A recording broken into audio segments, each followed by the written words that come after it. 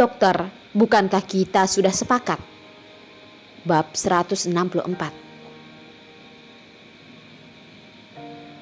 Darlin, setiap kali mendengar namaku yang keluar dari mulutmu, aku merasa ingin muntah.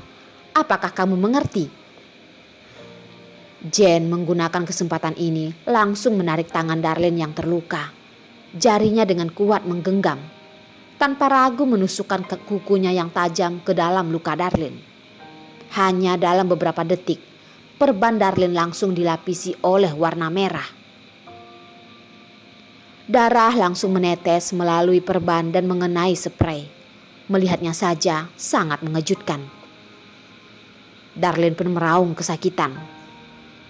Rasa sakit terasa dari lukanya, seperti gelombang yang akan menenggelamkan dirinya. Darlin berusaha untuk menarik tangannya dari tangan Jane. Bagian yang terluka begitu sakit sampai dia tidak bisa mengeluarkan tenaga. Setelah sejenak, dahinya pun terlihat keringat. "Cepat lepaskan Jane." "Aduh, benar-benar maaf ya, aku tidak memperhatikan lukamu." Jane seperti barusan menyadari bagian yang dia tarik adalah tangan Darlin yang terluka. Mulutnya meminta maaf, namun tidak langsung melepaskan tangan Darlin dan menggenggamnya dengan semakin kuat. Perban di tangan Darlin sudah dilumuri darah. Jane malah tersenyum. Dengan suara lembut berkata, "Darlin, kamu tidak akan menyalahkanku kan?" Darlin dengan tatapan yang jernih menatapnya, lalu berkata, "Ya, dia tidak akan menyalahkannya, hanya akan memaafkannya." "Darlin, kamu benar-benar adalah orang baik." Jane begitu senang seperti anak kecil, seperti sama sekali tidak keberatan tangannya penuh dengan darah Darlin. "Apakah kamu bisa melepaskan tanganku?" Karena kehilangan darah terlalu banyak, mata Darlin sudah mulai tidak fokus. Dia berusaha untuk tetap sadar.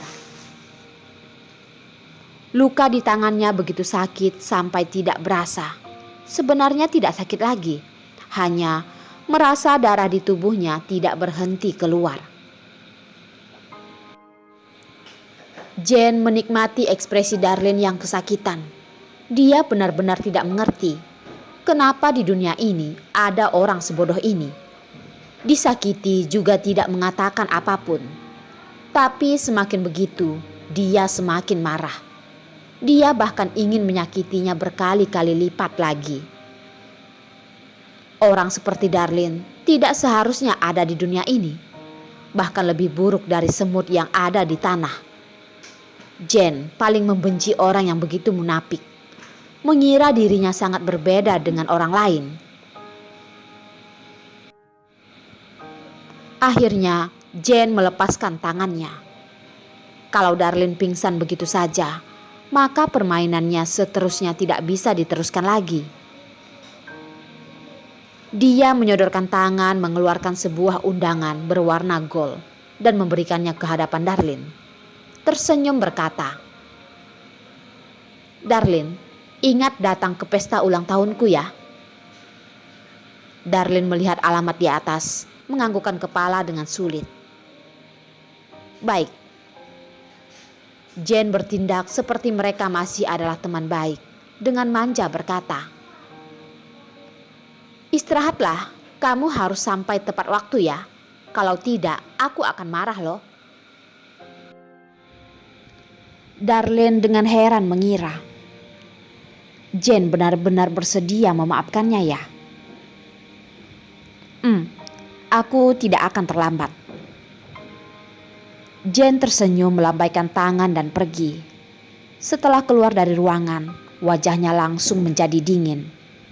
Sampai hari ini, dia akan membiarkan Darlin melihat apa itu perbedaan awan dan tanah.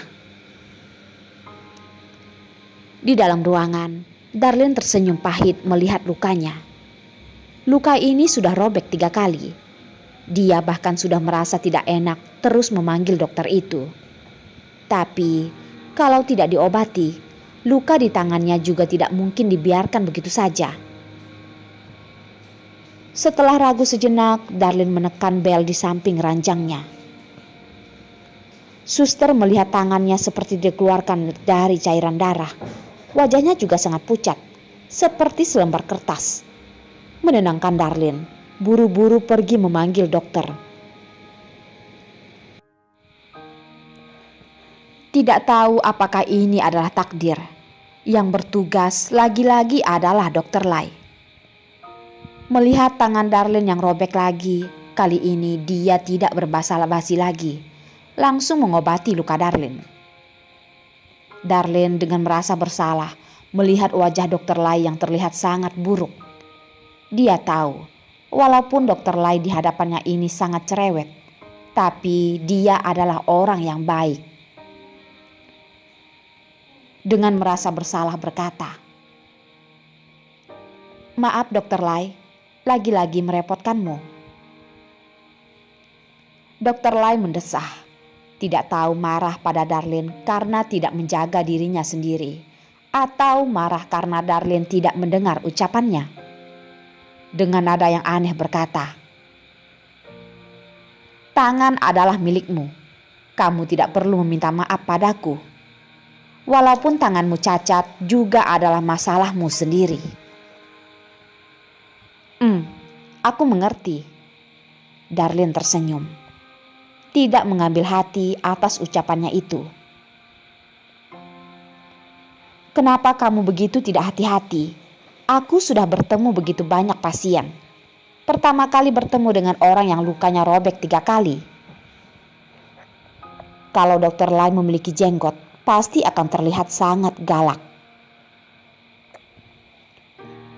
Aku sendiri yang tidak hati-hati." Darlin menghindari tatapannya dan berkata pada dokter, "Nona, kamu ini sedang menghina profesiku ya? Aku adalah dokter. Mana mungkin tidak tahu lukamu ini kenapa bisa robek?" Dokter Lai melihat sejenak. Di dalam ruangan hanya ada Darlin. "Di mana temanmu itu?" Darlin tahu siapa yang dimaksud Dokter Lai. "Dia sibuk." "Pria yang tidak bertanggung jawab seperti ini, buang saja. Bagaimana kalau aku memperkenalkanmu padamu?"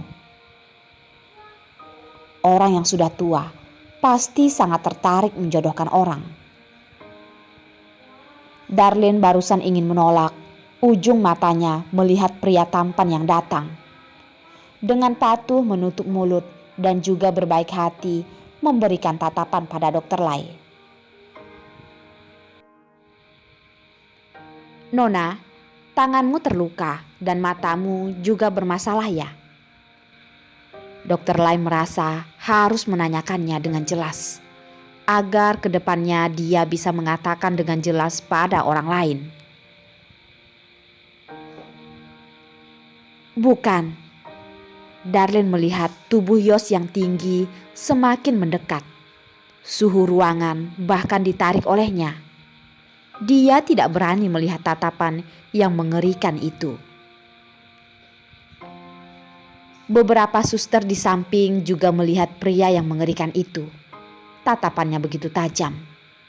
Kalau bukan karena dia begitu dingin, pasti sudah ada orang yang pergi menyapanya.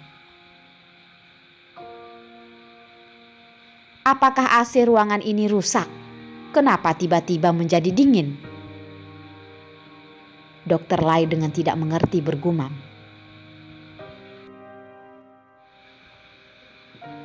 "Bukan AC yang rusak, tapi ada mesin pendingin di belakangmu." Darlin sangat ingin memperingati Dokter Lai, tapi dia merasa dirinya lebih berbahaya. "Darlin, kamu sangat hebat." Dia hanya pergi mengurus masalah tidak sampai 2 jam. Darlin bahkan sudah melukai dirinya sendiri. Darlin yang mendengar nada Yos yang dingin merasa takut. Dengan nada yang lemah berkata, Aku tidak hati-hati merobek lukaku.